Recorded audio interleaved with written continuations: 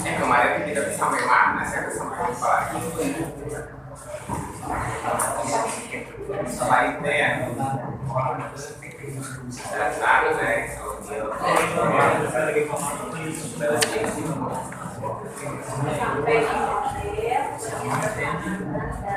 dua sistemnya teh. Konsep dasar sistem. Dasar sistem ya.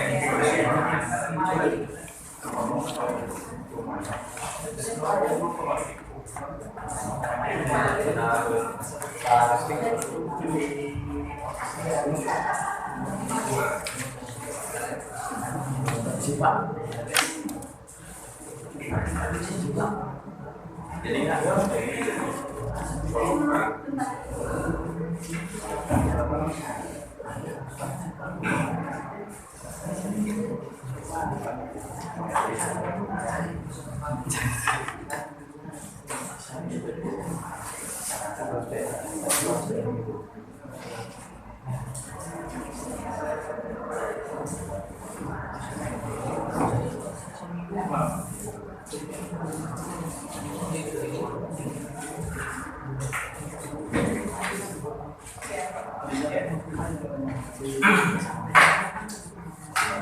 baik, pada tunggu sebelum pertemuan ini dimulai agar kami tulis menjadi berkah kita semua. Kita awali dengan berdoa dulu, doa sudah.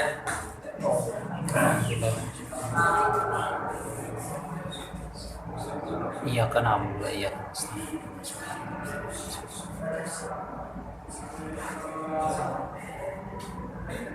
Ya, selesai. Baik, saya ingin mencoba menindaklanjuti pokok bahasan yang kemarin kita sudah sebutkan mengenai model ya, makanya kemana-mana. Sekarang kita kembali lagi ke track kita bicara mengenai ciri-ciri informasi selain yang sudah saya sampaikan kepada Bapak dan Ibu sekalian. Jadi informasi itu bisa benar atau salah. Tapi kadang-kadang hari ini ada istilah orang dengar post-truth. Post-truth, kebohongan yang diulang-ulang itu akhirnya menjadi diyakini benaran oleh masyarakat. Ya, ini kadang-kadang sekarang itu opini mempengaruhi terkait dengan persepsi. Misalkan seseorang kita bilang, oh dia biasanya palsu, diulang terus. Akhirnya dia dikenal sebagai orang yang berbiasa palsu, padahal belum tentu gitu ya. Nah, atau orang misalnya, oh korupsi diulang terus. Ujung-ujungnya pertama di benak orang dia itu adalah orang yang korupsi, padahal belum tentu benar ya. Itu istilah yang namanya postur, kayak misalnya postur, kalau contoh Prabowo, Pak saya malah lahir di zaman reformasi Pak, saya tahu Pak Prabowo dulu persepsi kita ya Prabowo itu malaikat Israel. Teman-teman ya angkatan kita kan banyak yang bilang segala macam. Tiba-tiba kemarin jadi apa? Gemoy, kan jauh kan dari malaikat Israel menjadi. Jadinya kan kita melihat lucu. Benar kan? Padahal sebetulnya persepsi dulunya tidak seperti itu. Kita nggak bicara benar dan salah ya. Ini hanya bicara mengenai pandangan gitu ya. Jadi kadang-kadang persepsi itu bisa diciptakan untuk membentuk image seseorang. Apalagi hari ini kan zaman banyak gimmick ya. Ya, zaman bebas. Kemudian informasi juga terkait dengan aspek kebaruan. Kadang-kadang informasi itu benar, tapi sudah kadalu bangsa, gitu kan? Informasi dari waktu ke waktu berkembang ya. Nah, kemudian ada yang sifatnya tambahan, memperbarui. Kemudian ada yang sifatnya koreksi, melakukan perbaikan terhadap informasi sebelumnya, atau sifatnya bisa dalam bentuk penegasan. Nah, cuma sayangnya kepada Ibu hari ini pada satu sisi kita punya akses yang mudah terkait dengan informasi, tetapi di sisi lain juga kadang-kadang kita terlalu banyak informasi. Pusing Bapak Ibu. Ibu contoh sederhana lah, jangan yang jam sekarang udah jam 5 sore. Ibu mau beli sesuatu di Tokopedia, pas lihat pilihannya banyak kan jadi liar. Tentunya mau lain gitu kan ya, benar kan? Itu terlalu banyak informasi overload gitu. Dan terkadang juga terlalu banyak informasi menyebabkan kita menjadi kesulitan dalam melakukan pengambilan keputusan. Bapak dan Ibu dikasih daftar menu buku satu katalog pedir katanya. Bocoran 2 poin kan kami sih ini. Ya enggak gitu kan. Jadi Ya, Anda juga harus punya mekanisme untuk memilah dan memilih mana informasi yang harus dihasilkan. Nah, kemudian kaitan dengan tipe data, apakah tipe data sesuai dengan tujuan? Contohnya kalau saya mau mengukur tinggi badan, pakai kilogram atau pakai kilometer? Benar ya, itu kan dari situ datanya sesuai nggak dengan tujuan, ukur tinggi badan pakai berat badan, gitu kan ya. Nah, kemudian akurasi presisi, seberapa jauh sih pengen presisinya? Kalau tinggi badan mending pakai sentimeter atau mending pakai kilometer? Sentimeter, boleh nggak pakai milimeter? Sudah naon? Saya pikir karena semakin precise itu semakin banyak effort yang harus Anda keluar. Nah, timbangan kan kayak timbangan entok, kayak timbangan berat badan, kayak timbangan emas gitu ya. Ya kalau jual emas pakai timbangan entok, tuh timbangan entok kayak gimana cara? Terus mereka bisa 2 ons gitu kan. Emas 1 juta entok apa? Kemudian apakah datanya tepat waktu? Kaitan dengan tepat waktu, apakah tepat waktunya sesuai? Apakah tingkat keringkasan? Apakah data itu yang kita butuhkan data terperinci atau data global? Nah, biasanya setiap level dalam setiap tingkatan dalam manajemen perusahaan dia memerlukan akurasi data yang berbeda. Bapak Ibu, kalau Bapak dan Ibu sebagai misalnya contohlah kita sebagai RT atau kepala desa, kan kebutuhan informasinya harus jelas. Berapa banyak kepala keluarga, berapa banyak janda, berapa banyak hewan ternak, betul nggak? Precise kan? Betul nggak? Precise. Tapi kalau Anda sudah masuk level 4, perlu nggak data seperti itu? Oh, di kecamatan itu, bahir, kuman iya, ayah randa, orang kene kan perlu. Ya kan? Dia hanya membutuhkan data yang bersifat global. Bagaimana kondisi, misalnya kemiskinan di kabupaten global ya. Baru nanti kalau dibutuhkan secara lebih presisi, tinggal data itu kita breakdown. Jadi dalam beberapa hal pada Ibu, data yang disajikan untuk masing-masing level itu tingkat kedetailannya berbeda. Untuk level paling bawah itu harus detail. Nah nanti ke atas mulai digeneralisasi disesuaikan dengan kebutuhan. Pak Presiden Republik Indonesia tidak perlu tahu ada berapa ternak yang ada di Cisangka Cikurik, katanya. Tapi kepala desa kan kudu apa kan? Dia hanya bicara dengan data global.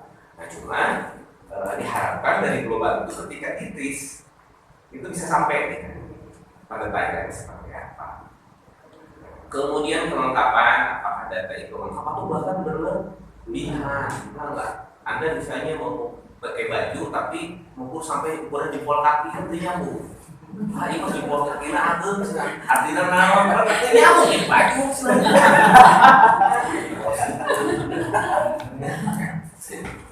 Emang biasanya apa sih nyambungnya? Enggak, ada yang nyambung ya? Oke, ada.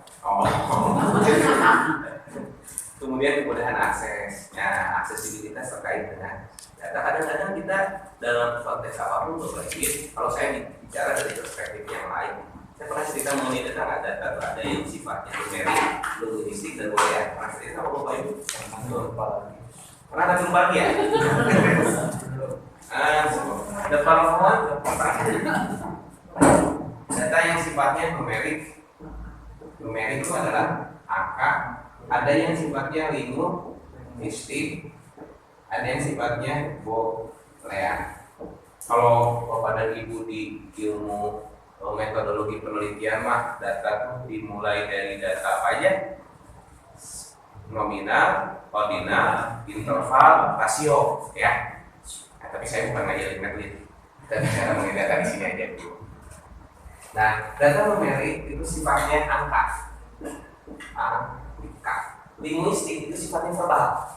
Verbal? Kaset, gelis, informasi bukan? Informasi. Lagunya suaranya enak, suaranya rebek. Informasi bukan? Informasi. Barangnya bagus, barangnya utut, ican. Nah, itu kan informasi ya. Kalau boolean itu hanya ada satu true value, kita jelasin satu-satu. Numerik itu angka. Bapak Ibu misalnya Pak Laksa jenengan usaha Pak Indra Oh ya, your hand. Berarti Suryana. Terima kasih Ibu inspiring buat saya. Ya, Suryati. Itu jadi tes sekarang. Maaf Pak Suryati. Lestari salah nih. Tapi kalau profesor itu nggak pernah salah. Kalau salah teori baru, nama baru berarti. Maaf, bener. Aing mereka ngomong now. Hendra. Pak Hendra, saya mau tanya sama beliau. Menurut Bapak, Pak Hendra tinggi apa enggak? Tinggi. Oke. Nah, sekarang gini. Mending Ibu dikasih informasi Pak Hendra tinggi atau tinggi badannya 175? Tinggi badan 175. Misalnya kita pengen tahu tinggi enggaknya Pak Hendra ya. Mending dikasih informasi tinggi badan 175, mending dapat informasi tinggi. Tinggi ada Mending tinggi. Kenapa? karena tinggi itu lebih sederhana bahasanya. Ya, dan untuk ukuran Indonesia pasti tinggi itu tidak akan melebihi dari 200 meter.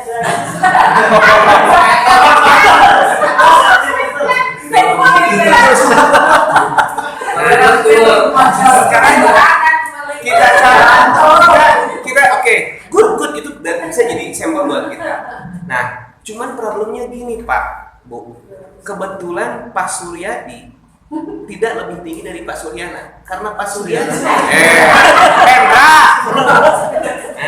karena dia lihat ke Pak Hendra ke atas, berarti dia bilang tinggi. Tapi kalau ada orang yang lebih tinggi dari Pak Hendra, kemungkinan bilangnya Pak Hendra jelek. Nah, artinya apa? Kerap kali penilaian yang sifatnya linguistik verbal itu subjektif. Ya, tergantung orang. Betul nggak? Gelis mah relatif. Cek akan gelis, cantan tuh cek abdi gelis. Misalnya Luna Maya kata akan cantik nggak? Cantik. Cek abdi. Nah, ada gini Pak. Kalau satu orang misalnya gini, saya tanya Pak Hendra Luna Maya cantik nggak? Cantik, subjektif kata Pak. Ditanya tuh Kang Suryadi, Luna Maya tuh cantik kata Pak Suryadi, subjektif kata. Tapi ketika semua orang bilang Luna Maya cantik, maka objektif lah. Yang namanya Luna Maya. Jadi objektif itu apa? Kumpulan dari subjektivitas, gitu ya. Nah, sekarang balik lagi tadi, cantik itu bisa menjadi relatif. Kata dia cantik, kata saya cantik bisa atau tidak cantik. Yang absolut itu gereng bangkrut. Gereng bangkrut absolutnya kok.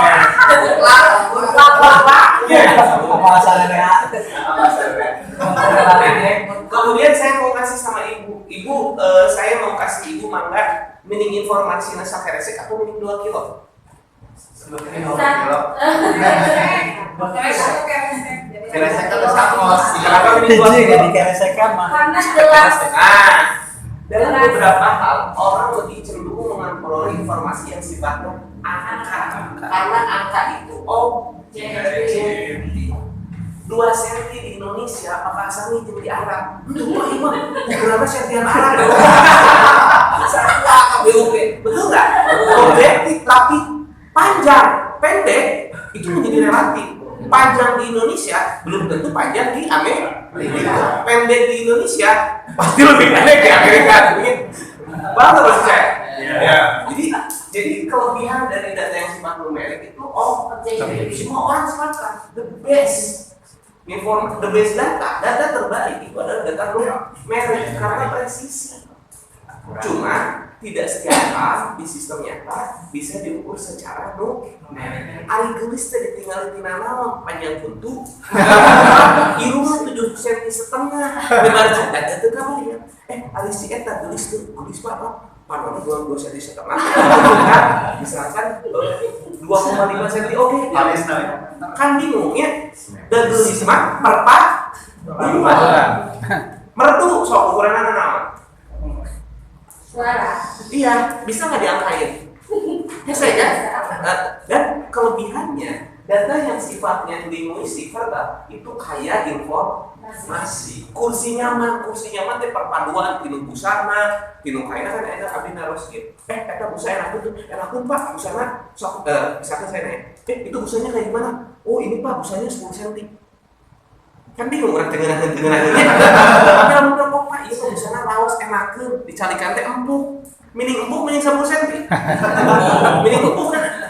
Itu kumaha? Busana nyawain Nah, kelebihan dari data yang sifatnya linguistik itu kaya informasi, rich information. Tapi kadang-kadang tidak presisi dan sifatnya subjektif. Nah, yang terakhir boolean itu hanya ada satu truth value, yes or no. Akan musibah baca. Pada abdi teh saresna. Terus mandi acan jawabannya ya atau tidak. Gitu ya. Enggak bisa. Ai salira teh istiqamah kumahanya Pak nyeda abdi yes or no. Hanya ada satu truth value. Ya. Itu kalian kaitan dengan tanggung. Ya. Nah, yang ada supaya mana ya tergantung disesuaikan dengan kebutuhan. Nah, cuman kalau perilaku sosial karena kerap kali susah dijustifikasi secara akal, maka orang lebih banyak menggunakan skala verbal. Sangat ramah sampai sangat tidak ramah, sangat baik sampai dengan sangat tidak baik, gitu ya. Enggak, kumahnya kalah tunana. Nah kemudian tadi sampai mana ya? Akurasi kelengkapan data itu lengkap, apakah mudah diakses, sumber bias atau tidak akurat. Yang terakhir itu data itu apakah relevan atau tidak.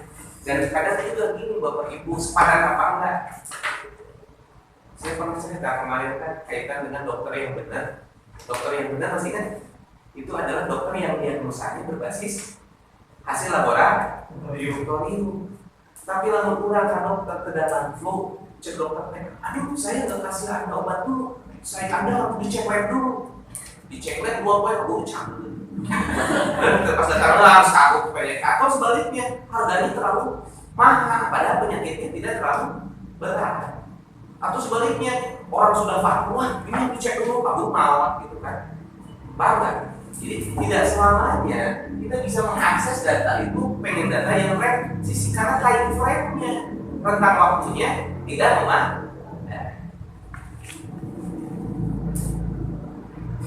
Nah, kemudian bicara kualitas sistem informasi, pertama itu tentunya yang kita harapkan informasi itu adalah sistem informasi yang relevan. Ya, yang berikutnya adalah ketepatan waktu. Yang ketiga bicara mengenai aku rasa, tingkat aku apakah sahih atau tidak sahih. Ya. Selainnya nanti saya bagikan ya. Sudah. Atas Pak ya. Terus diberi. Oh ya. Bapak Ibu ada komentar? Ini mau nanya. Boleh Ibu. Waktu COVID kemarin kan ada orang yang diindikasi antara terkena COVID dan tidak. Ini disesuaikan yang barusan yang terakhir ya. Kalau salah ini kan membuat keputusan relevansi atau tidak. Orang diindikasi misalnya sesak nafas dan sebagainya, padahal orang itu belum tentu diagnosis dokter tersebut antara benar dan tidak. Tapi berhubung sudah divonis dengan COVID, disesuaikan dengan relevansi atau bukan relevansi, ini bagaimana kalau? Ya, artinya tadi Bapak Ibu yang data itu kan tingkat akurasi. Gimana ya? Sejauh ini yang namanya info bukan di kelas ini berarti. Nah, kalau saya punya pokok lah berarti kelas kamu. Nah, jadi Bapak Ibu dalam sistem nyata itu ada istilah problem, ada istilah simptom, ada gejala, ada masalah, ya, ada gejala, ada masalah. Gejala, ini ada problem, ini ada simptom, ada gejala, ada masalah. Nah, misalnya orang bicara tadi COVID demam, Demam gejala atau masalah? Gejala. Masalahnya demam bisa karena apa? Soalnya radang tenggorokan mungkin nggak bikin orang demam. Mungkin. Radang lambung, Mungkin. patah hati. Bisa saja. Artinya boleh jadi ada beberapa masalah yang berbeda, tapi mereka menghasilkan Gejala yang sama. Nah, ini dibutuhkan kemampuan yang cerdas dalam mengidentifikasi masalah yang tepat. Karena kalau salah, saya teringat dulu pernah saya sakit panas sama panas turun. Nah, kemudian saya datang ke dokter. Dulu ya waktu masih kecil lah, masih SMA, datang ke dokter. Aduh, kata dokter ini gejala tipes. Nah, cuman harus dicek laboratorium dulu, dicek darah karena ada kekhawatiran demam berdarah. Tipes sama demam berdarah itu gejalanya relatif sama, tapi dokter kelihatannya lebih cenderung saya sakitnya tipes. Nah, kemudian dulu kan tes darah kan juga ditanya airnya besok langsung keluar. Dimudin dan mohon proses. Nah, saya dikasih obat tipes. Nah, pas sudah 3 hari periksa ternyata apa? Demam berdarah. Berarti saya 3 hari makan racun dong. Bukan masalah dokter ya. Kadang-kadang ilmu pengetahuan ini juga belum mampu mengidentifikasi permasalahan secara precise. Nah, ini memang problem dan harus senantiasa di-improve. Makanya dalam beberapa hal kan kita juga dituntut untuk mampu berpikir secara lebih kritis. Saya termasuk ini, saya bukan ahli medis ya, tapi saya juga pernah diskusi sama tenaga medis. Bapak itu tahu kadar kolesterol kan secara teori mah kolesterol yang baik itu di bawah 200 kolesterol. Nah, kemudian kadang kan kita makanan segala rupi di mamnya kadang-kadang 210, 220. Saya pernah karena kebetulan dulu lagi muda sekolah kamu nasi padang dari sekolah ini mungkin baru makan nasi padang kan tidak bisa garubi namanya kadang-kadang boleh ngetik mau pas aku makan saya nasi padang saya kalau nama dulu jadinya pernah kolesterol. Tapi saya diskusi tempoh hari pernah saya kolesterol tinggi, saya diskusi kata beliau Pak ini hati-hati, tapi validitasnya juga saya nggak tahu ya karena sebenarnya ini ukuran 200 kolesterol itu ternyata berlebihan. Sebetulnya ada 210, 220 nggak apa-apa, masih normal, nggak usah panik, nggak usah simpatik segala macam. Berbangga. Artinya apa? Artinya boleh jadi parameter yang digunakan terdahulu itu belum tentu menjadi parameter yang valid untuk menyatakan orang sehat atau tidak sehat. Paham maksud saya Bapak dan Ibu? Nah ini ya memang ini tantangan untuk ilmu pengetahuan, apalagi kalau bicara dari COVID. Bagaimana penilaian Bapak? Saya kan bukan dokter. Artinya memang ini harus diimprove oleh para ahli. Nah yang nggak boleh itu apa? Penarikan kesimpulan secara prematur. Belum siap.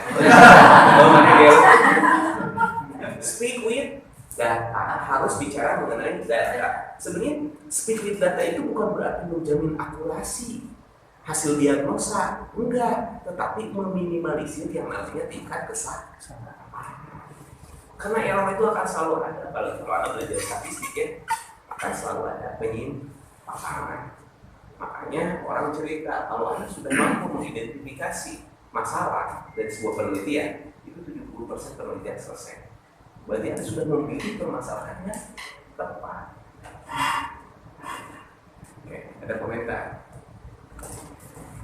Termasuk macet simptom atau problem. Macet itu dampak, berarti simptom. Masalahnya apa? Kenapa bisa macet? Banyak kendaraan. Apakah hanya banyak kendaraan saja?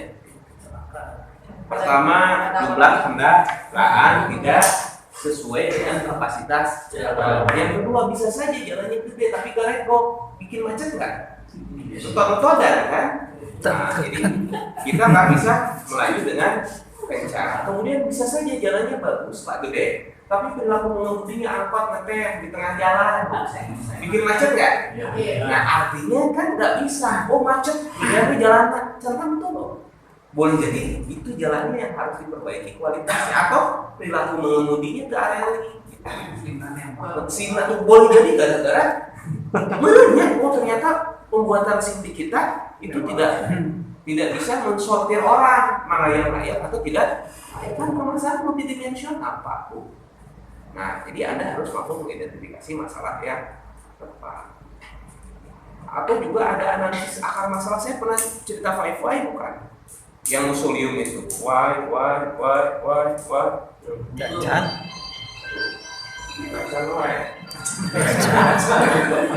Terus sekali. Hah? Pernah ya? Belum. Terus sekali. Nah, kayaknya nah. Saya mau ngajar why ya.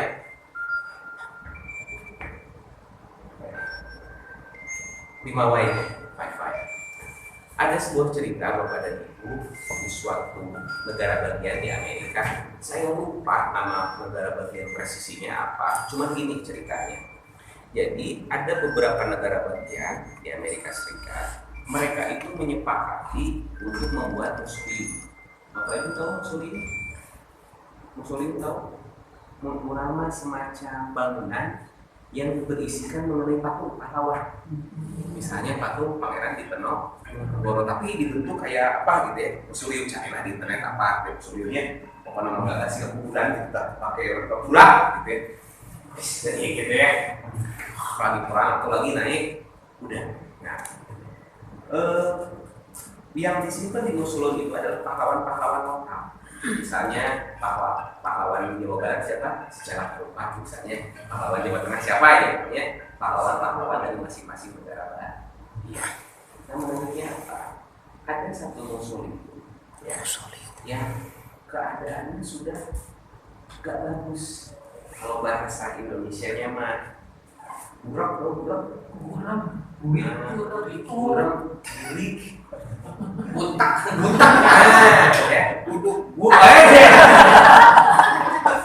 ya pokoknya mah kalau paling gampang bahasa Indonesia mah kulih, itu diterjemah ke bahasa Indonesia pucel ya, pucel tuh lebih dekat ke muka ya,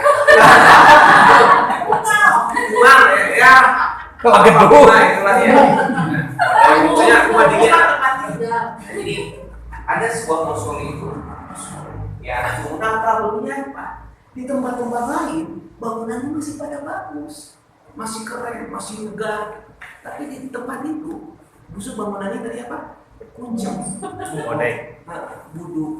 Jadi ya, yang tahu tetangganya. Pertanyaannya, why? Kenapa? Nah, musulium kuncang kan? Kuncang. Why? Kuneon.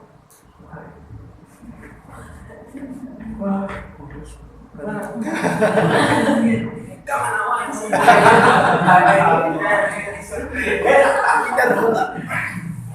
Bisa. Why? Dan ternyata Bapak dan Ibu, musulium itu kuncang karena terlalu sering dilakukan, terlalu sering dibersihkan, terlalu sering dibersihkan. Emang mungkin itu Pak sesuatu kalau terlalu sering digosok? Ya. Kayak mobil ya? Mobil kalau terlalu sering baju juga ya? Mata kalau lagi udah sering. Itu mah terenang udah rusak. Nah, pertanyaan berikutnya, why? Kenapa sering dibersihin? Karena ternyata pada itu si musuh itu banyak sekali kena kotoran buruk. Kalau bahasa Jerman mah banyak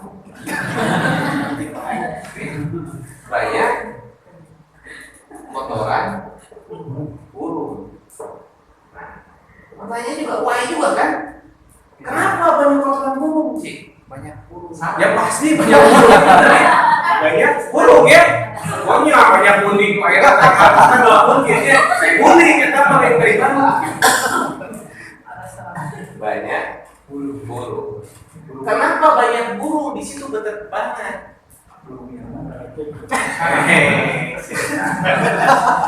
Gering banget. Gering banget. Gering banget. Kenapa banyak burung? Burung banyak berterbangan karena ada mangsa. Di sana banyak jaring laba. Banyak jaring laba. Pertanyaan berikutnya, wah, kenapa banyak jaring laba-laba? Ternyata Bapak di sana tuh banyak serangga. Kan kalau banyak serangga, banyak jaring laba-laba. Jadi kenapa burung berterbangan? Karena dia terbang nyangkapin laba-laba. Kenapa banyak jaring laba-laba? Karena di sana banyak serangga. Di atas musuh video banyak serangga. Wah lagi, kenapa banyak serangga? Ternyata Bapak dan Ibu di sana itu setiap sore lampunya dinyalain. Karena sore lampunya dinyalain. Coba sekarang pada Ibu ya. Pertama disuruh foto sama Bapak Ibu dicek bakal foto lima. Kenapa? Karena timernya kurang kayaknya. Artinya Anda tidak menyelesaikan sampai akar. Yang kedua, burung Anda tembakin tos, burung mati. Kira-kira bakal datang lagi nggak? Nah, yang kedua, hati-hati loh. Gimana kalau burungnya dilindungi? Kita bisa dipenjara. Yang ketiga, loba serangga, lu saya pakai baiko, setrot ke baiko, cocok. Hilang nggak seranganya? Hilang. Tapi bakal datang lagi nggak? Dan atau yang kedua kan pestisida berbahaya. Guna katai apa?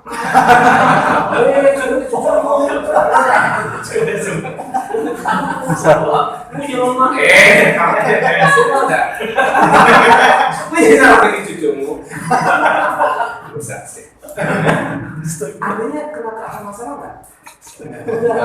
Tapi kalau Anda masuk tren itu solusinya apa? Matiin lampu. Udah selesai. Serangga tidak ada. Ini yang namanya dengan analisis akar masalah.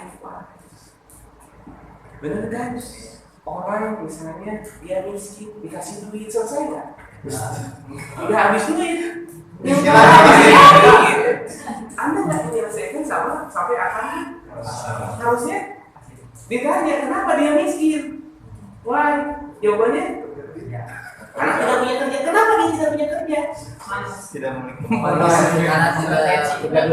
ini kan bisa berdinamis kan. Ada yang tidak punya modal, ada yang tidak punya keterampilan. Kalau masalahnya di modal, solusinya apa? Kalau keterampilan, kenapa dia tidak punya keterampilan? Tidak. Karena dia tidak memperoleh pembelajaran. Kenapa dia? Wah, kan sampai ujung-ujungnya kita bisa mengetahui. Mendingan di rumah dilatih atau dikasih duit? Dilatih kan.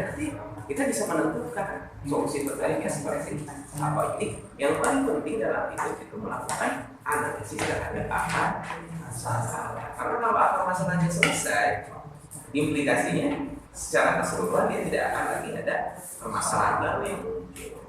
Kayak punya utang untuk global dari global menutup masalah dengan masalah akhirnya tidak akan pernah lepas dari masalah. Ada pertanyaan Bapak Ibu?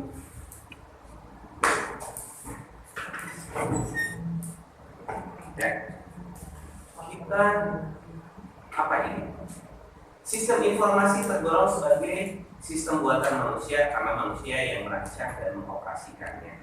Tadi intinya kan informasi itu diolah sedemikian rupa untuk membantu manusia dalam menyelesaikan pekerjaan manajerial, pengambilan keputusan dan lain sebagainya. Terbuka karena menerima masukan dan keluaran dari hubungan informasi kita ambil dari itu. Ada yang bersifat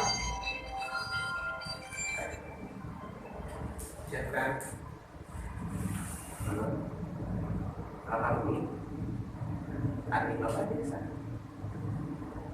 pas satu sampai putri kalau sampai ke pasar pun nggak kepanjang jadian tapi nanti siap belum mau tidak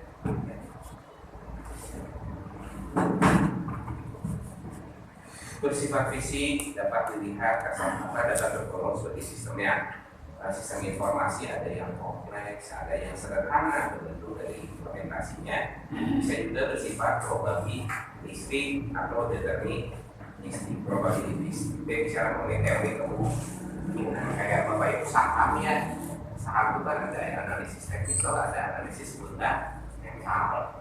Analisis fundamental dilihat dari karakteristik dari saham tersebut ya, karakteristik usahanya, dari rasio-rasio dan lain sebagainya. Tapi juga bisa dilihat dari sisi teknikal, dari time frame tentang pertumbuhannya, prediksinya. Oh, ada kecenderungan hari ini naik atau turun, dilihat dari data masa. Jadi informasi juga bisa digunakan sebagai alat untuk melakukan proyeksi atau prediksi. Bulan terang itu diperkirakan akan hujan. Itu kan berangkat dari data historis ya. Apakah selalu pasti hujan? Iya. Belum tentu, tapi ya kemungkinannya ada. Gitu ya. Kemudian komponen sistem informasi ada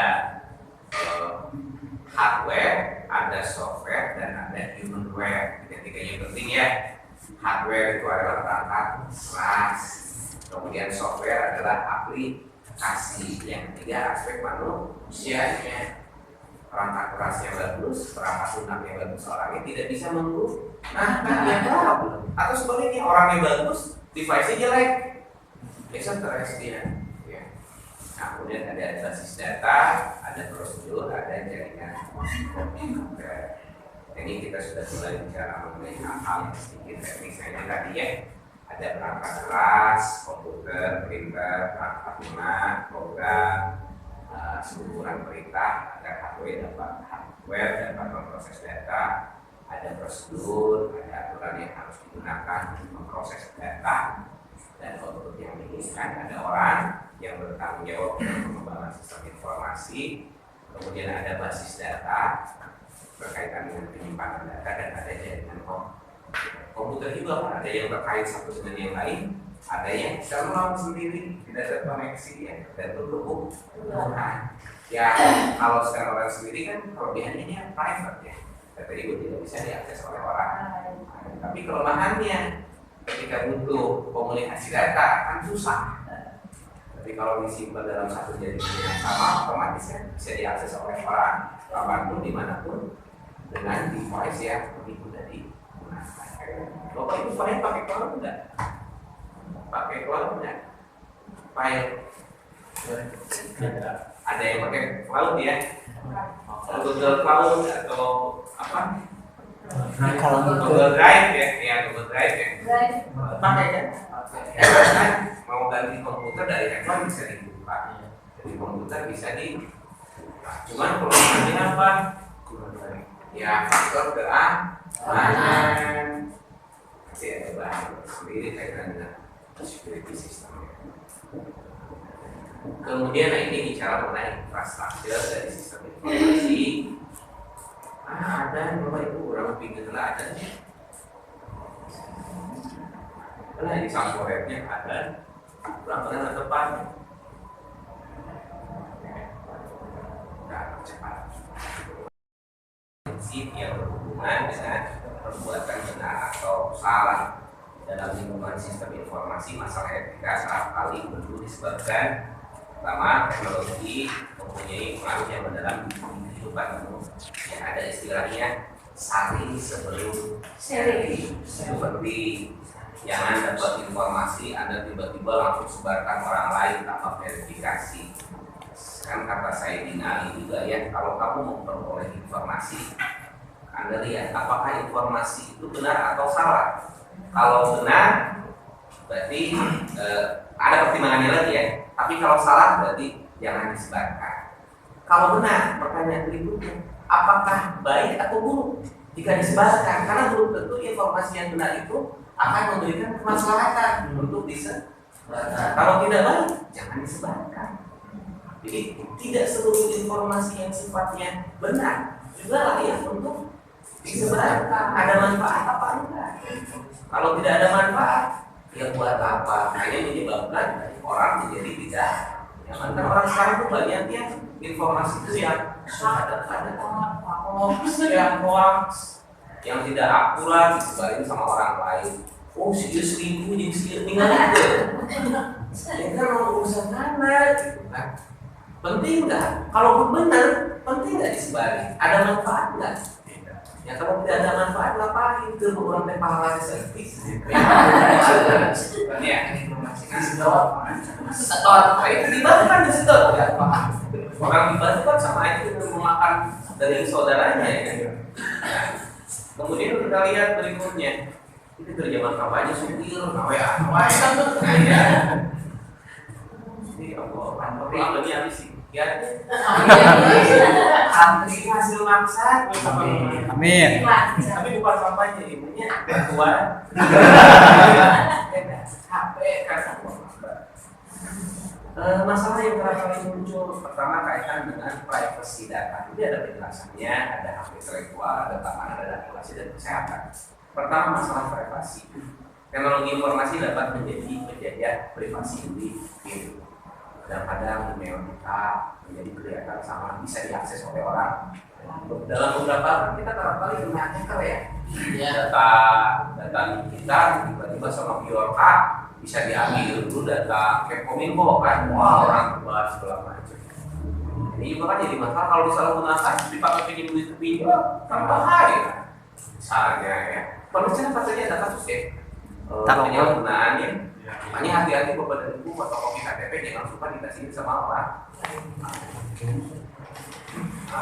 Kemudian menjual data pribadi kaitan dengan privacy data. Kemudian berikutnya masalah kepemilikan intelektual.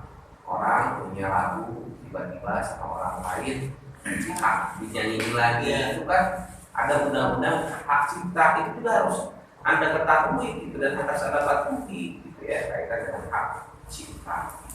Baik itu juga atau di sisi lain misalnya pembajakan perangkat. Pertanyaan saya, kalau Anda pakai Microsoft Office Anda itu yang pembajakan ini masalah etika bro, mahal. Tapi kalau kita pikir pembajakan kan atau ini tidak baik ya. Ujung-ujung Microsoft Nabi jadi palsukeun. Itu beda Batur mah kota santri, kota Nabi juga. Masalah keamanan kaitan dengan password, virus segala macam kan ya. Yang kepada Ibu tahu kan supaya informasi kalau ada APK jangan dibuka gitu kan itu kan kaitan dengan masalah keamanan. Banyak lah cerita teman-teman kita yang tiba-tiba WA-nya atau nomor teleponnya kan dihack, pinjam duit, boleh ini lagu kos. Saya mau pernah berapa kali gitu ya. Ada orang tiba-tiba pinjam duit, padahal saya kan bingung orang itu nggak ada yang ditulis seperti itu. Gitu. Tapi kadang-kadang kan kalau kita yang nggak sadar, bisa saja ya. Kemudian masalah akurasi hubungan dengan masih terdapat kesalahan dalam programnya. Kadang-kadang bisa informasi itu ada bug, ya di inputnya apa, keluarnya apa atau data bapak, waktu ini dengan data saya juga harus ada sistem verifikasi. Yang terakhir masalah kesehatan. Teknologi informasi dapat merusak kesehatan pemakainya seperti cedera, atau mungkin ini karena cara bekerjanya ya, pemata. Nah, masalah anak-anak milenial sekarang itu masalah. Saya punya anak namanya waktu di berapa ya? Dia dapat 3. Kenapa? Karena dia tiap minggu itu selalu pegang HP. Kenapa ini sampai di bawah-bawah? Kalau setiap HP ini di HP-nya matanya rusak. Kayaknya nggak mungkin dia bisa hidup tanpa HP kayaknya. HP ada masalah dia, kayaknya dunianya kayaknya hilang buat dia. Padahal kita dulu ada HP bahagia ya Pak ya. Main di kawah yang murni. Saya punya pengalaman dulu. Kan saya lagi kecil suka dibawa sama ayah saya ke sawah. Main gitu ya, jalan-jalan ke kebun gitu kan ya. Nah ketika saya punya anak kecil, saya berpikiran yang sama kan. Anak saya kecil di luar main segala macam. Terus agak sedikit gede di luar. Tapi ternyata anak sekarang itu beda ya. Kan kalau dulu mah waktu usia saya remaja, aslinya jarang main di bumi. Pukulin, ayo, wah di susulan masih kena malam gitu. Dan saya di mana nyelak gitu ya. Nah, adik saya kaget lihat anak saya kerja itu di kamar terus. Saya sampai stres. Jadi anak saya tuh bahagia. Jangan main nasi. Ternyata pas dia di kamar dia ketawa-ketawa. Itu wah main apa ternyata kebahagiaan kita beda. Dulu saya pikir sampai sekarang nah kamu mau main kemana nih? Jangan di rumah terus. Sok atau kemana sama teman kamu kemana? Jalan-jalan saya takut datang jadi apa ya? Introvert gitu ya. Ternyata cara dia bermain dengan cara saya bermain beda. Dia mah cukup main di bareng ketawa-ketawa. Terus kadang-kadang anak dia itu kan mau makan di foto dulu, gitu ya. Itu udah kan ini asal. Naik dahar gitu sama juga. Aku mau balik lagi. Karena sekarang kan kalau keluarnya jalan, tapi bapak ibu pun kan ternyata dunia kita berbeda. Nah, kan kalau kita misalnya dulu ya yang kita alami ketika orang mau makan sesuatu di foto istilahnya apa? Sombong aja. Amer dia, ya, amer gitu. Tapi ternyata setelah saya selami itu bukan dia, itu cara dia berkomunikasi dengan teman-teman dia. Cara dia berkomunikasi dengan teman-teman dia seperti itu, gitu. Nanti dia upload foto kan teman nanya itu di mana, rasanya di mana, mereka tuh ngobrol. Kalau kita kan nggak terbiasa kayak gitu. Kan kalau zaman saya, Pak, zaman kita dulu itu ketika menceritakan sesuatu suka pakai foto nggak? Nggak, apa yang kita lakukan? Dongeng. Storytelling kan? Abdi, beli ke gunung kan? Apa gunung Papandayan itu apakah gunung Papandayan aja Pak? Tapi gunung erupsi Pak, belah dia tepi, belah dia teh jurang, lalu di jurang tuh bapak. Di situ kok Abdi milih bakau Pak? Gak bisa, kan penuh ekspresi kan? Storytelling, Anda bisa masuk nggak ke dunia saya? Bakau Pak, ayo Pak, gitu kan? Tapi kan anak sekarang nggak bisa seperti itu. Fotokan ya bagong, ini bagong, ini besar, iya besar, beda ya. Jadi orang dulu tuh kaya dengan imajinasi. Jadi kadang kan kalau saya berdiskusi tidak usah pakai gambar. Bungut bisa tinggal aja. Wow. Itu yang ekspresi.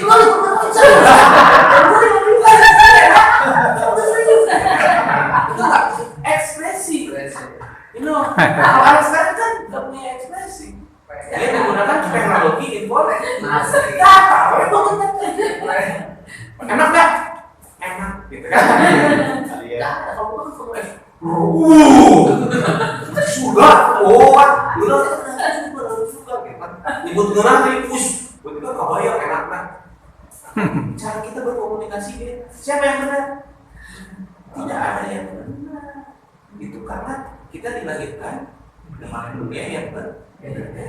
Kalau dia mah nanti digital, kalau kita mah imigran digital, atau bahkan kita mah bukan kaum digital, kita mah Pithecanthropus erectus. Manusia purba yang tersesat di dunia mau. Dan kita nggak bisa saling menyalahkan bahwa ada itu kan kita harus bertoleransi. Kalau harus dipoto udah naik bukan dengan foto. Tapi ada juga kan generasi X, generasi baby boomers yang terbawa oleh gen baru. Ya nggak apa-apa, bagus, berarti dia udah bebek lagi membudaknya ke bawah. Ya udah. Penting mas santri ya pula. Asik. Mencoba untuk menanggapi ya sedikit terkait hal yang barusan sampaikan. Memang kalau saya perhatikan di dunia pendidikan, terutama di tingkat dasar, entah mungkin sistemnya seperti dipaksakan harus seperti ini. Jadi terkadang dalam sudut pandang agama mungkin bisa dikategorikan itu ya, tapi memang sistemnya seperti itu sekarang. Ya, contoh tentang kita oleh para pengawas ya diperintahkan untuk mengupload segala aktivitas kegiatan sekolah.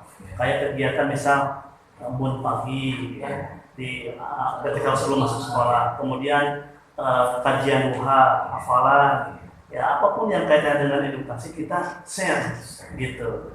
Nah, tapi kan di sisi hal yang lain seperti itu. Gitu. Kira-kira bagaimana tanggapan? Saya bukan ahli agama ya. Cuma ini Pak, saya teringat dengan ucapan Burhanuddin Abdullah. Tapi nanti tolong Bapak telusuri ya penerapannya. Kadang-kadang kita melakukan sesuatu dengan kepura-puraan. Tapi jika kepura-puraan dilakukan secara terus-menerus, itu akan menjadi kebiasaan. Kurang bisa abdi wilayahnya disebut Pak Suryadi atau Pak Hendra, ya, takutnya tersinggung. Misalnya saya baru nikah, saya sebenarnya menjelma nanti kedua. Nah, kayak apa pakai kulit beres isu-isu lagi ke masjidnya dari diri sebelumnya. Kalau musuh balik kayak apa pakai. Tapi kalau itu dilakukan secara terus-menerus, maka itu akan menjadi suatu kebiasaan. Bagus kan? Segala sesuatu kadang-kadang dimulai oleh keterpaksaan loh. Saya sholat dari kecil, lain cinta mesti, cinta Allah. Udah cepet, wah, isu-isu. Lebih kali ini banyak kucainya. Dalam musim amat tengah banyak kucai, tidak masalah. Tapi kan karena kebiasaan, itu menjadi sebuah kebutuhan. Nah, kalau saya lebih menafsirkan, memang nggak apa-apa di awal terpaksa. Tapi kalau sudah terbiasa, kayak gitu kita bekerja. Kadang-kadang kita tidak sebenarnya malas datang tepat waktu, artinya malas datang tepat waktu. Tapi kan itu bukan karyawan. Mau tinggal di jam kedua, aku datang ke jam 8, aku kalau jam 4, cek saya lagi tidak maksa. Pokoknya saya tinggal kita pemimpin bener, gitu ya. Malah tapi kan karena terus-terusan, mau datang ke berang kita SAM gitu, SAM salah. Apa maksud saya? Jadi kalau menurut saya, nggak apa-apa. Sesuatu hal yang baik, kan memang awalnya perlu untuk dipaksa. Tapi besar harapannya ke depan menjadi sebuah kebiasaan. Dan ujung-ujungnya menjadi kebutuhan. Ya kalau dari sisi agama mah, tapi itu bantunya gitu. Tak mangkawe karena tafsirkan gitu ya. Istiqomah. Dikatakan suami. Kemana nih? Pak, si istri itu kayaknya muslim pasti mesti hormat ya. Saya ketemu ya istri mesti kata istri. Kemana nih? Kemudian klasifikasi sistem informasi, ada yang sifatnya sistem informasi untuk pribadi, personal, data tugas, data apapun yang kaitan dengan Anda skripsi. Ada juga sistem informasi yang bicara mengenai kelompok kerja, misalkan dalam satu unit atau di dalam satu organisasi. Ada yang juga antar organisasi, kan bentukannya beda level ya. Kalau yang pribadi mungkin yang bisa diakses oleh saya. Kalau untuk level grup berarti hanya bisa di kelompok itu. Atau bahkan ada yang open access, bisa diakses oleh sebuah orang. Area fungsional, kalau fungsi mah ada bidang-bidang pekerjaan. Kalau di kampus banyak pasti kan ada bagian keuangan, ada bagian akademik, ya kan? Ada bagian sarana prasarana, kemudian ada penjaminan mutual segala macam lah ya, tergantung sesuai kebutuhan. Dukungan yang tersedia, kemarin kan saya cerita bahwa ada yang hanya sekedar sistem pencatatan, barang terjual berapa, barang yang ada di gudang berapa. Itu hanya bicara mengenai sistem pencatatan, sistem pemrosesan transaksi. Ada juga yang bicara mengenai sistem informasi, misalnya nilai rata-rata siswa. Itu kan sudah bicara informasi, itu tujuannya untuk melakukan evaluasi. Supaya rata-rata siswa kok turun, masalahnya apa gitu kan ya. Itu menjadi kerangka acuan, atau bisa jadi early warning. Rata-rata udah kayaknya turun deh. Apakah ada salah dalam proses pembelajaran? Dan seterusnya. Ada juga sistem informasi eksekutif untuk pimpinan organisasi. Misalnya itu berarti hal-hal yang lebih global, lebih penting. Kok dari waktu ke waktu jumlah siswa kita senantiasa turun. Bapak Ibu ada yang swasta di sini? Pengelolaan atau swasta itu tiap tahun itu semakin meningkat atau cenderung menurun?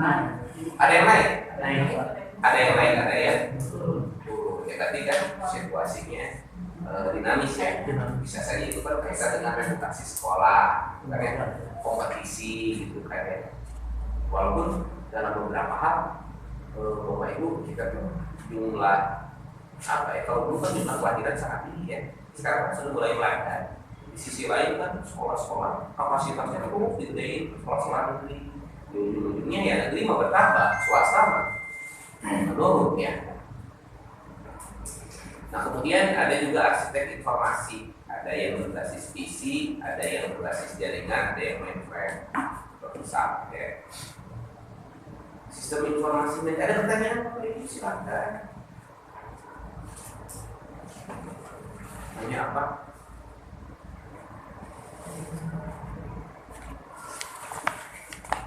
Sekarang ya sistem informasi ya kayak saya ini masih cerita aja ya, mungkin juga pada itu juga semua sudah tahu.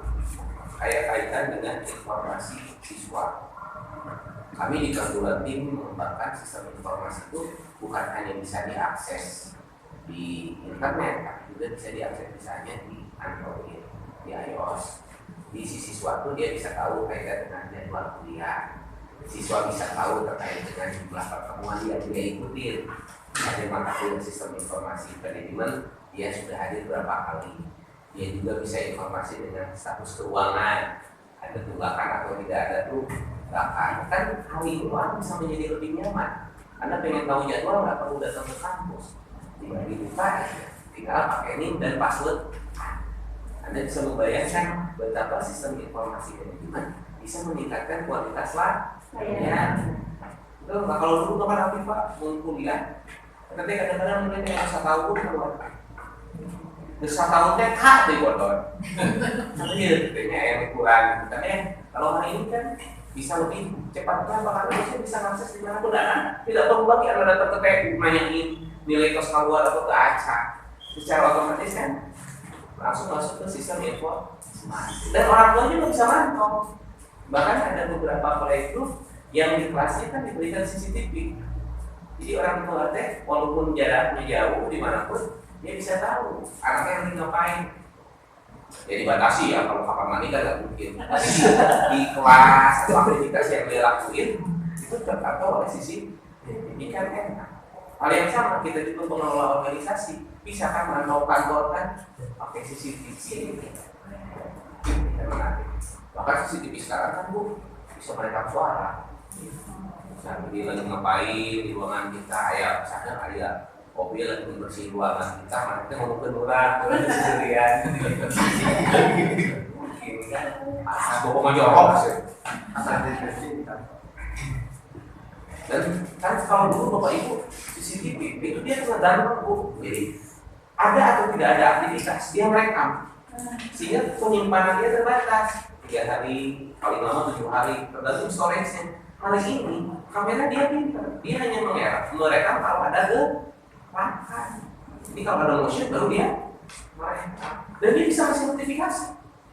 Saya di kantor di ruangan dipasang. Nah cuma sebabnya Pak tengah malam suruh baik. Mimiti mah itu suruh sih saya. Mana deh? Dia apartemen. Kadang-kadang suka plus minus ya. Plusnya kita tahu ada sesuatu, kalau ada apa-apa. Minusnya ternyata tidak ada apa. Dan tengah malam. Kedua, kalau yang mau tadi sadar. Yang kasar. Enggak, saya nggak tahu apa. Cam-cam. Lagi cam-cam.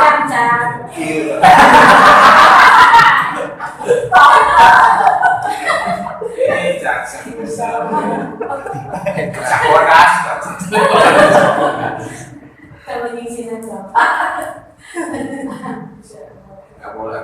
Kalau cerita yang kayak gitu mau nurunkan tingkat intelektual. Tapi apa? Tapi bingung sih. Kayak ini kan notifikasinya hilang saja. Siang-siang itu ketemu gawainya. Enak gitu. Tapi nggak ada yang aneh sih. Cuma paling apa? Siluet. Wah. Upahan diri.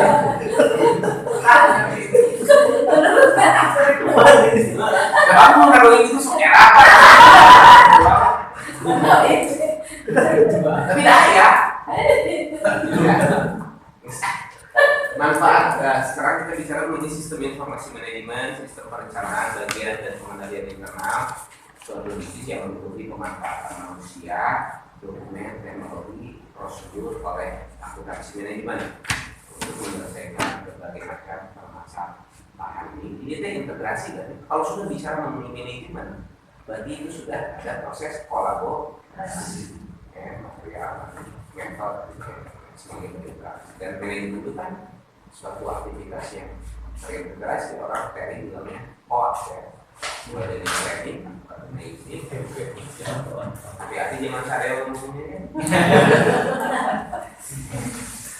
Nah, kemudian manfaat sistem informasi pertama meningkatkan efisiensi dan efektivitas data secara akurat dan real time. Ini yang paling penting, data real time. Kalau dulu sebelum pakai teknologi, orang kan bayar SPP harus ke sekolah, udah gitu kan disimpan dulu, nanti direkap, mungkin informasinya membutuhkan jeda waktu. Kalau sekarang kan yang namanya bank sudah host to host ya, Anda transfer ke bank langsung ada notifikasi ke sekolah, otomatis Anda tidak memerlukan orang di situ, bisa menjadi lebih akurat dan relevan.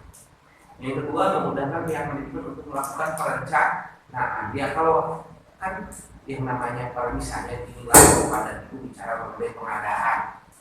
Kan pengadaan itu mungkin ada dua kategori. Yang pertama, memenuhi atau memperbaiki yang sudah ada, atau ekspansi. Nah, pertanyaannya sederhana, perlu nggak kita beli komputer baru? Jawabannya gimana? Perlu Pak, kenapa? Ya enak aja Pak. Kan seperti itu. Pertanyaan berikutnya, emang yang selama ini terjadi kapasitasnya masih cukup atau tidak? Ayo jumlah siswa terus turun, perlu nggak beli komputer lain? Tidak, kan? Tapi kalau jumlah siswa naik, perlu nggak beli? Artinya kan si sistem informasi itu memberikan kerangka acuan terkait dengan perencanaan pengadaan. Termasuk juga sistem informasi misalnya apa? Sarana prasarana, misalnya laboratorium. Di laboratorium itu bukan hanya cerita ada 30 komputer, tapi harus dijelaskan dari 30 komputer itu yang nyala berapa. Kalau ada yang rusak, kategorisasi rusaknya apa? Ada yang rusak ringan, ada yang rusak sedang, ada yang rem biru, lempar beli baru, gitu kan ya? Wah ini bangke Pak, kenapa sih jadi dipijat kan? Itu kan harus tercatat, jangan ngomong, ya ini dulu, pertanyaan itu harus tuh. Kamari di ngomongnya, itu kan datanya sudah obsolete, sudah kada lu. Katanya kan sih kamari. Nah, dengan adanya sistem informasi, otomatis proses perencanaan menjadi lebih bagus. Meningkatkan kualitas sumber daya manusia karena punya sistem informasi yang terkoordinasi dan sistematis. Ya kan, kalau ada data kan kadang-kadang yang membuat pekerjaan itu tidak terselesaikan karena miskomunikasi, redundansi atau ginikan. Kalau Anda dengan saya tidak terkoordinasi dengan baik, dimungkinkan ada pekerjaan yang redundan. Sumpah, tidak bulan puasa, tidak bulan habis. Satu ngobrol, ada wabu kan? Terus tugas, bahkan tidak bulan, tidak bulan pada tugas belum, babnya sami gitu. Atau ada pekerjaan yang tertib, suka itu bapak, suka itu ini, kenapa? Akhirnya kita, kenapa itu bisa terjadi? Miskomunikasi. Dengan adanya sistem informasi kan, kita tidak perlu ketemu Pak. Tinggal lihat bisa aja pakai tadi Google Drive kan, sini udah selesai bikin Google, atau kita kerja bareng. Kalau anak saya lucu, bikin tugas tuh filenya sama, kirim orangnya di mana, tapi mereka negara file yang sama. Pasti bisa gitu hari ini. Ya kita juga bisa untuk biasa Google gitu ya. Kadang-kadang orang pakai air, pakai rumah dari kurang, kita kan bisa pakai iseng gitu ya. Kaitan dengan meningkatkan produktivitas dan penghematan biaya dalam organisasi. Bicara mengenai work from anywhere, kalau dulu kan work from home, ya bekerja di rumah. Sekarang ya orang pengen itu WFA, anywhere ya, berarti WFA ya ini bekerja dari mana? Iya, karena sudah terkoneksi dengan kok. Ya, tidak hanya hidupnya. Dulu tuh zaman saya kuliah ada istilahnya namanya flexible working. Jadi dulu tuh saya punya tugas kuliah dari dosen saya terkait dengan based organization, organisasi berbasis. Nah saya udah lama tahun 2008. Nah saya diminta sama dosen saya berkunjung ke salah satu perusahaan. Saya mendirikan perusahaan dari BRI Tower. Perusahaannya multinasional. Pas datang ke sana, tiba-tiba kantornya teh ukurnya paling dua kasir, cuma satu ruang multi sama satu ruang admin. Ternyata pasiennya apa? Bekerja dari mana saja. Flexible working, orang bisa bekerja di mana pun, penting progresnya jadi ketemu tuh hanya untuk koordinasi. Itu sebelum ada Google itu. Dan kebayang Bapak Ibu efisiennya. Jadi kan kalau kita bekerja di kantor, Anda harus pasti staf. Yang kedua, Anda harus listrik harus ada WC, meja apa kan?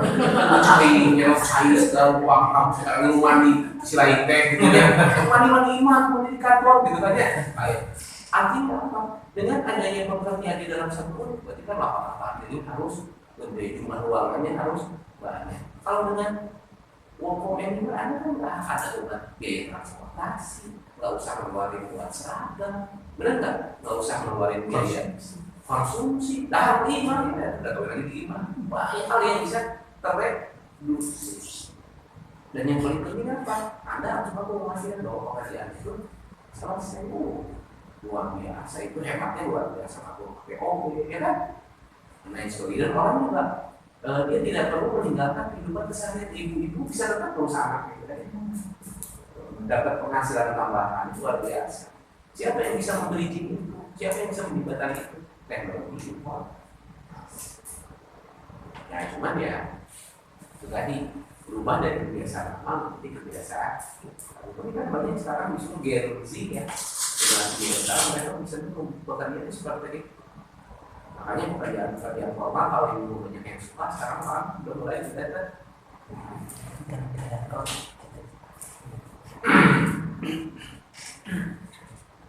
Kemudian sistem informasi manajemen mendukung operasi, manajemen dan pengambilan keputusan dalam organisasi, menghasilkan informasi untuk memantau kinerja, pemenuhan koordinasi, menyediakan informasi operasional organisasi ini kaitannya. Kalau dikaitkan dengan proses pendidikan ada strategi pengelolaan, ada struktur organisasi, ada sistem monitor dan teknologi, dan itu juga ada budaya orang dan budaya.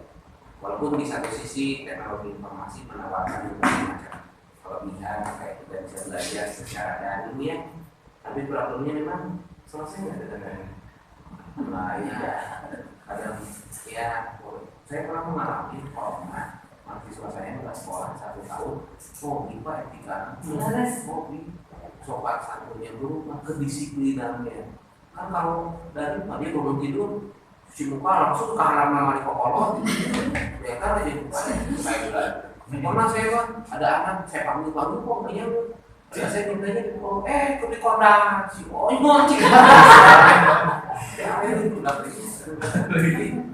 secara mental mereka tuh iya ternyata belajar yang baik itu belajar yang memang dipersiapkan. Kita datang ke kampus itu salah satunya untuk luar mental. Nah ini belum bisa terjadi. Terus yang kedua pernah saya mau evaluasinya. Jadi kan kita dari lama awalnya kan nilai mahasiswa baik, tapi setelah itu tiba-tiba nilai tambah 100. Saya belajar dari luar biasa nilai baru 100. Orang saya kebangga misalnya berarti ulang aja.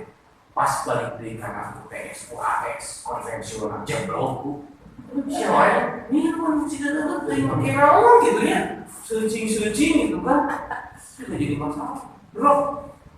Artinya apa? Dalam beberapa ada juga dalam proses edukasi itu pertama secara langsung belum ditanyakan.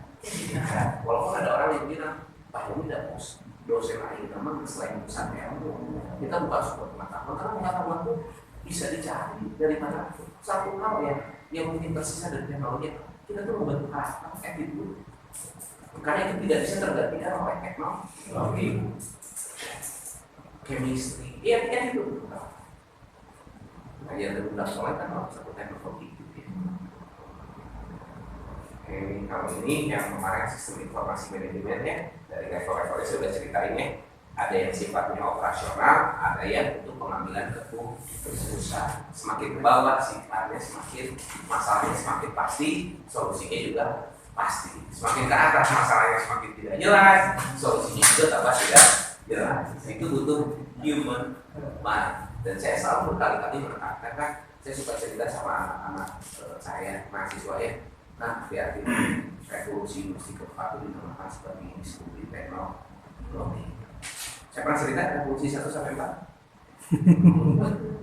Belum. Kuncing adonnya periode informasi tadi.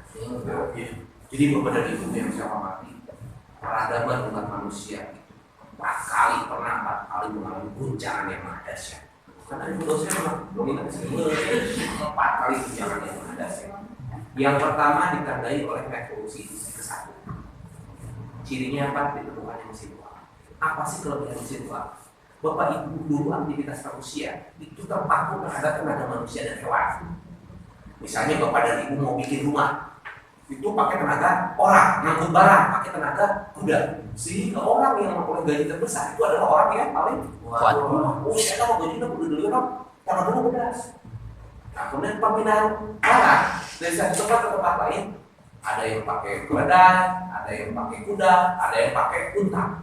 Nah, dengan ditemukannya mesin uap, itu mendorong munculnya namanya kereta api. Bapak Ibu bisa bayangkan nggak perbedaan kereta api dengan kuda? Dahsyat kan? Artinya apa? Perpindahan barang dari satu titik ke titik yang lain itu mobilitasnya menjadi jauh lebih meningkat. Dan dampaknya apa? Ekonomi dunia naik sampai 6 kali lipat. Termasuk juga mesin tempa ya. Mesin uap itu kan bisa dipakai buat tempa kan? Dulu di tempat pakai orang, sekarang pakai teknologi.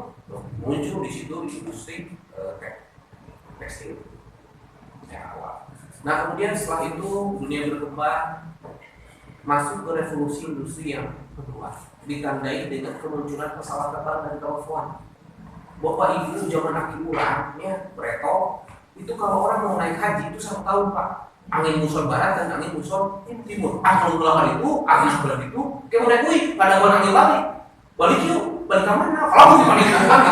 Cuma angin lo, wah gila ya, ada buat arah, angin gelap saja Pak, saya jalan, wah kuih. Satu kata aku mulai naik haji Pak, jika nanti ke Jelma awak, wah di akun wasiat lah segala macam kan. Kenapa?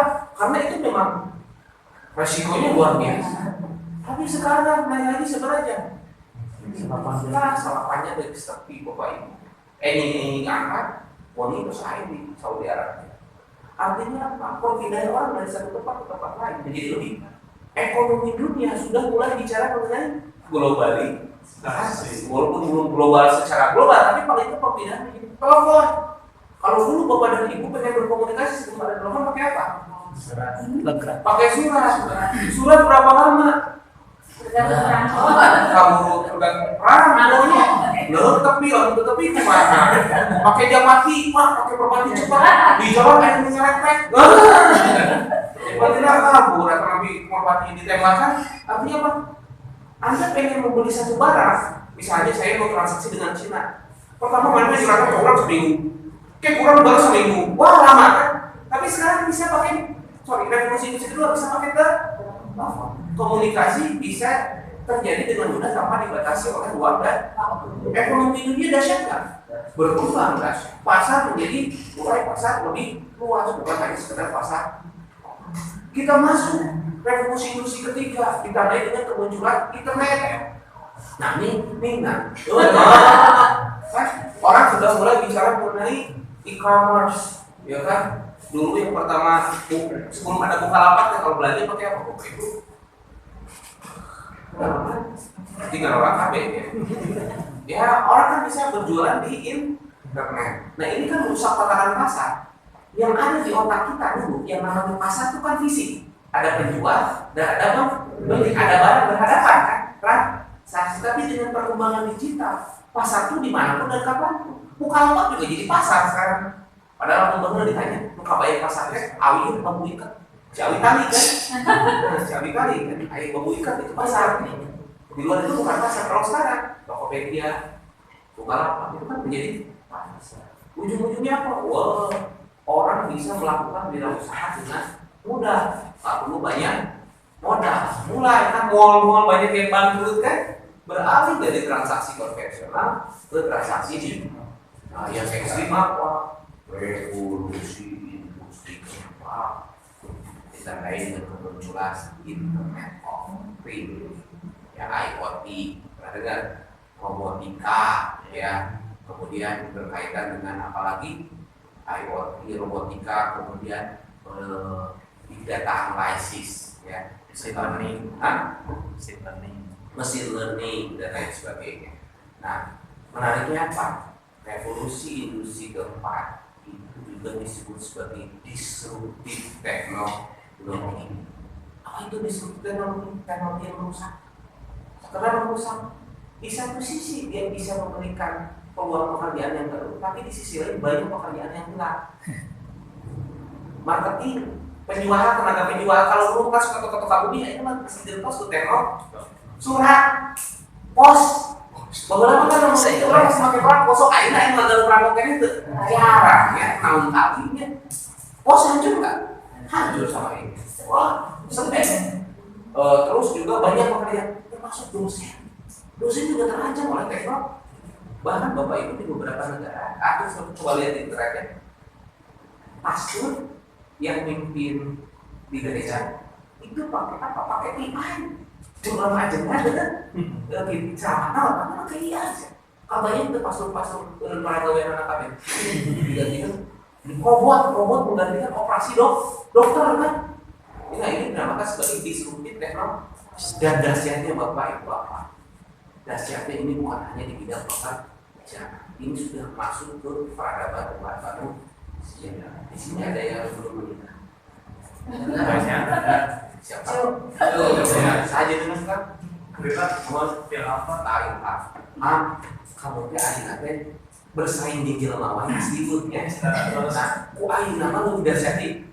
Anda pernah mendengar ada seorang orang yang diberi kayak orang di Kazakhstan mendeklarasikan diri menikah dengan boneka. Banyak ya di Cina memutuskan kawin dengan bom. Mereka di Jepang memutuskan bersaing dengan bom. Kabarnya ke ayeuna daripada gila. Boneka kawinnya memang sih bersaing di jelema wae hese. Bersaing deh.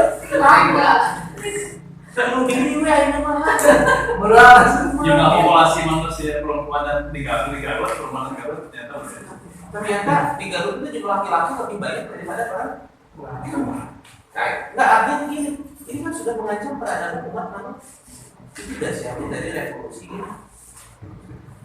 Bahkan mungkin ke depan mah pemain sepak bola oke. Disetujui wah iya dulu buat game kan sekarang banyak yang game seperti itu. Kan sekarang mah gamers juga jadi kompetisinya ya, jadi sport kan ada di sport. Jadi ayo kebayang kurang mah jelema anu sok sport teh garagamnya karawat di sini ayo nama cuma kamu sendiri mah. Kenapa ya? Ini dulu terima kasih atas segala perhatiannya. Mohon maaf apabila ada yang tidak berkenan. Assalamualaikum warahmatullahi wabarakatuh. Waalaikumsalam.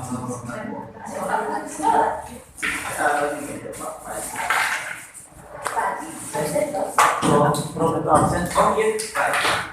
Nah, Pak Anji kan